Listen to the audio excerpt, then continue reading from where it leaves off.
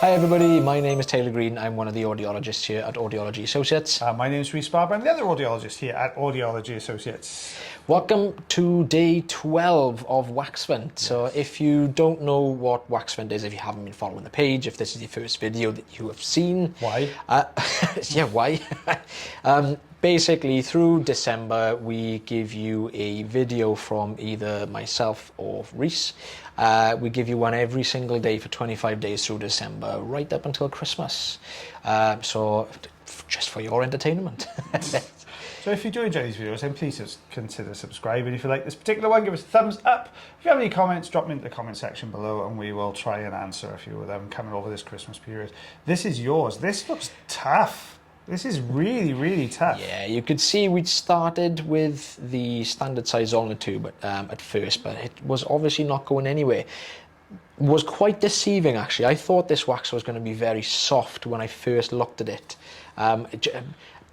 This kind of sheen that you can see on the wax can either be a sign that it's very hard and dry and solid, or very, very soft. Yeah, and this is solid. It's a solid one, this one. So we've got the Rosen inserter, starting to become one of our favourite curettes to use in the ear, just because of how thin and narrow it is. I know it is quite pointy, but that can also come in, can come in handy with these types of plugs, because if they're not rock hard and solid like a stone, we can just kind of squash the tip of that Rosen inserter into the wax, and it'll actually allow us to pull a lot easier. And it's a bit more versatile, isn't it? Yeah, we do still love the Jobson horn and the crocodile forceps and the St. Bart's hook, just in case you are fans of those ones as well. But this just gives us a little bit more versatility. We're using it far more regularly now. Yeah, the Rosen inserter. So we've removed the plug already. So what we've got left here now is just this very fine outer layer of dead skin, and you can tell just because of that slight yellow sort of slight discoloration. Yeah. Oops, got a bit on the camera there. So we're going to use the fine end for this.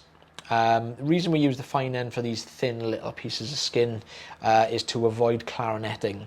If you've never seen the page before, if you've never seen any wax removal videos, clarinetting is when we're trying to suction this very thin layer of skin, but it actually creates almost like a whistle.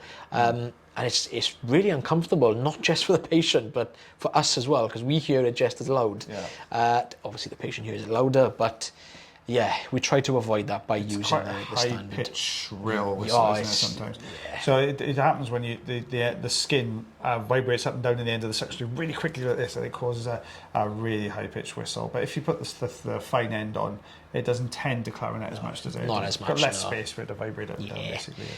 So we're just going in there, removing these last little bits. Again, we've cleared the blockage, but I just want to get as much of this dead skin away from the side of the eardrum.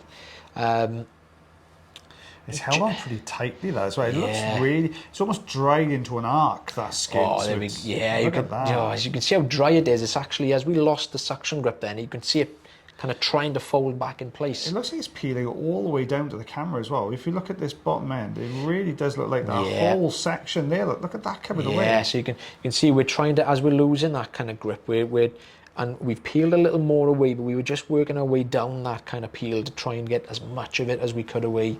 And there we go. It's looking so much better. Yeah. And patient feeling so much better as well, not so blocked up. This was actually just the one ear. The patient only had a problem with the one side. The other side was completely clear. Well, that's not uncommon, is it? We do see that quite a bit, where the patient has maybe one ear that has an issue and they don't really notice any problems on the other side. When you look in there, it's completely squeaky clean. There's just nothing in there at all. You're waiting for me to say something. Dealer's choice, you can pick on this one, I don't mind. Well, thank you very much for watching the video, guys. We've got here half an inch on, 1 inches, sorry, on that one. Oh, check you out, straight with the inches. Centimetre and a half, I'm going to go, just under a centimetre and a half, I'm going to go with that one. I'll let go on, you can start the last bit. Take care of yourselves. We've done this so many times now, and we can never get this smooth. This next one, we're doing this seamlessly. It's going to go. It's me. It's not you. I keep forgetting to tell you we're going to start the next one. Take care of yourself. Take care of your ears. Take care of one another. And we'll just see you on the next one, guys. We'll see you next time. We'll just forget that bit happened. We'll see you next time. Bye, everyone.